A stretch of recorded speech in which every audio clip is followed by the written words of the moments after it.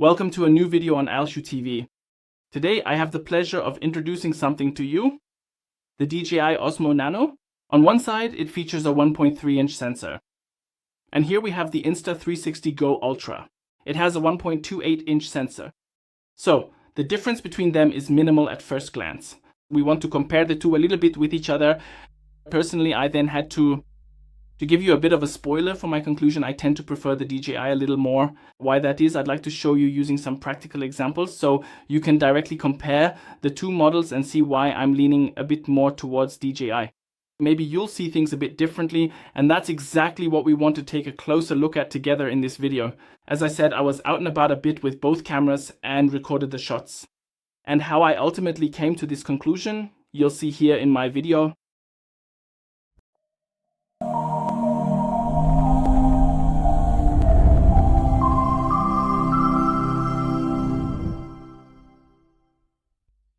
Yes, the two models I just mentioned are right here. And now we want to take a closer look at them with some practical examples so you can see for yourselves where the differences lie. And maybe by the end, you'll also understand my conclusion. So with that in mind, let's get started right away with both models here. First of all, before we show any overlays, I'd like to quickly show you the DJI Osmo Nano under the camera so you can get an idea of what it looks like. It's really cool, of course. And as I said, let's take a quick look at it under the camera. This is what the camera looks like.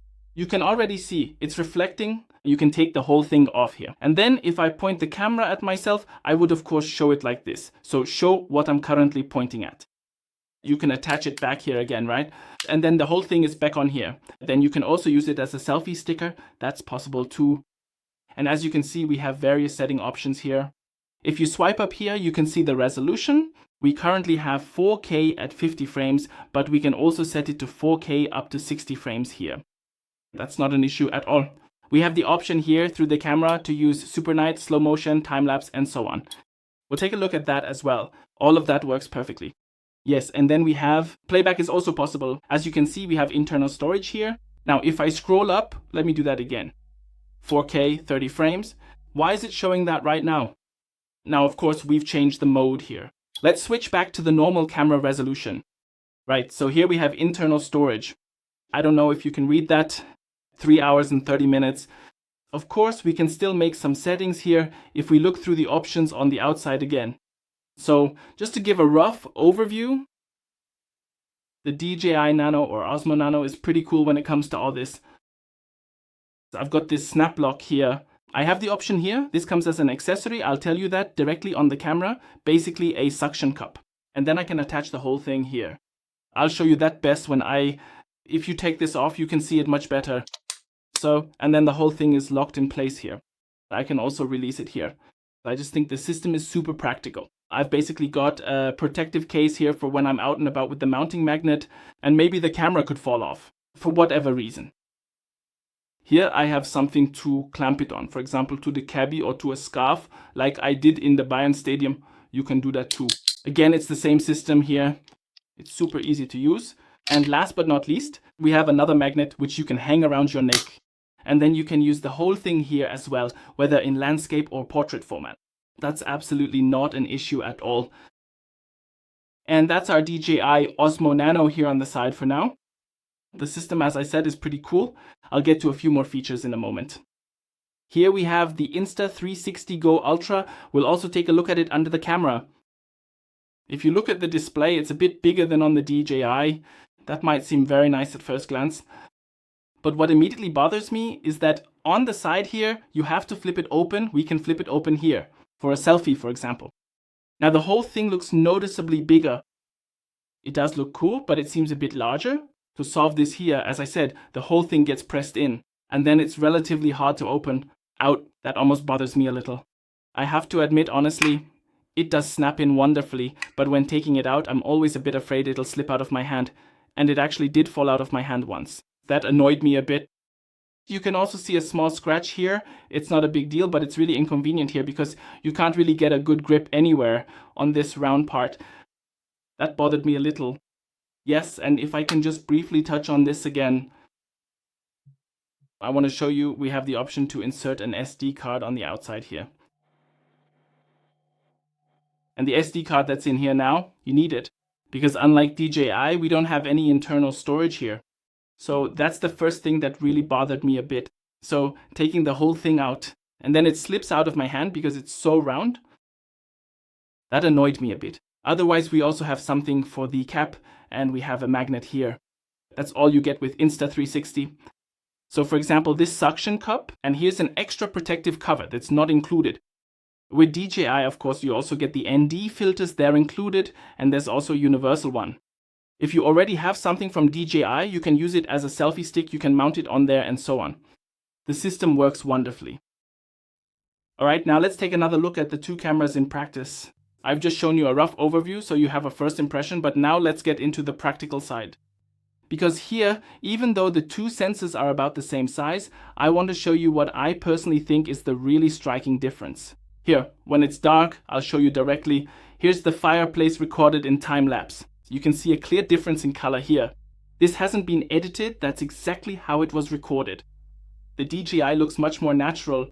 The Insta360 Go Ultra really struggles with exposure here. And then it starts to pick up a bit of noise, and the DJI has 13.5 stops of dynamic range here. And that simply means that we have more detail in both the bright and dark areas at the same time.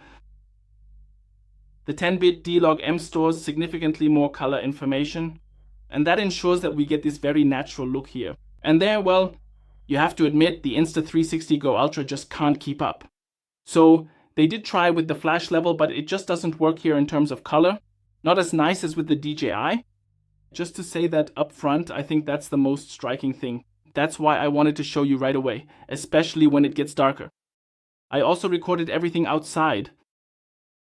And in the early dusk, when the light gets a bit lower, the difference isn't quite as extreme, I have to say. I actually liked both cameras quite a lot then. But even here you can see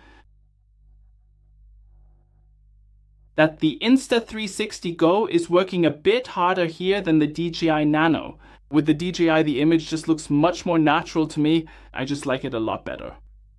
And there's simply this 10-bit plus or plus D-Log-M just gives the grader a lot more flexibility in color.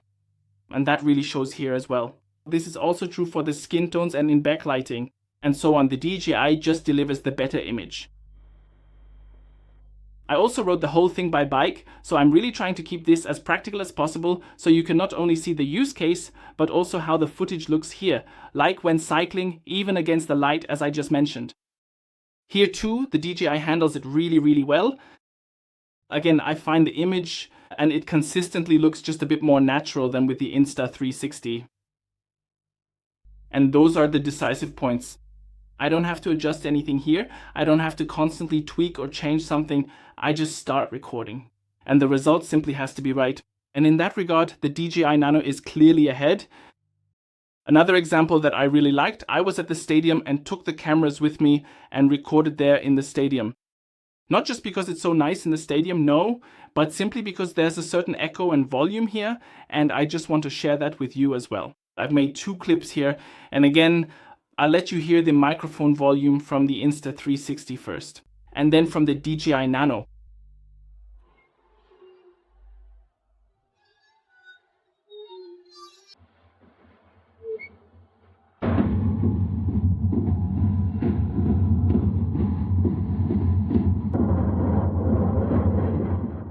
You probably didn't hear a big difference in the sound here. I have to admit, I don't really notice a difference either. I have to say I find both microphones to be on the same level. There's really nothing to complain about from either side. I think it's really, really good. I was at the stadium here, it was quite loud, even though the south stand was closed. Nevertheless, I think it was still clearly audible. I really liked the recording a lot. That was one recording in the stadium, but I also made a recording where I carried the whole thing in my hand and walked around a bit with it. I also spoke a little in that situation. Here too, I want to switch back and forth between both models and listen in briefly. We're doing a small microphone test from both sides. I'm now speaking into both here. You can also hear a bit of background noise here. We have a few geese here flying away. I don't know if you could hear them, but that would be pretty cool. I'm testing the whole thing now here on the open country path. I'm out here walking the dog. I'm letting him run around a bit here. And at the same time, of course, I'm taking the opportunity to record here. It's actually pretty cool here. Also in terms of the landscape, you can also see here just how the sunset looks here. So as I mentioned before, I find the audio recording to be equally good. There's definitely nothing to complain about. I took both cameras here and held them pretty close to something. Then we watched to see when each would start to focus so the image would become sharp. Here the DJI is a bit quicker. When it comes to sharpness, it's not much. We're talking about roughly 5 to 10 centimeters, but it's maybe a small difference that I noticed and wanted to share with you, whether it's really decisive or not. Personally, I don't think it is, but I just wanted to mention it to you. It just stood out a little bit. Otherwise, I also tried slow motion. Here too, it has to be said that DJI can do slow motion in 4K at 120 frames per second, which is definitely top notch. Unfortunately, the Insta360 can't do that at this resolution. Nevertheless, I let both run for a test. Here as well, just as a small demonstration, whether one is better or worse is filmed from a relatively close distance. I don't really want to judge that now. Feel free to comment on what you think about it. So now you've seen a few application examples. I tried to present the whole thing this way, of course, especially in the dark or at dusk. The darker it gets, the bigger the advantage for the DJI Nano.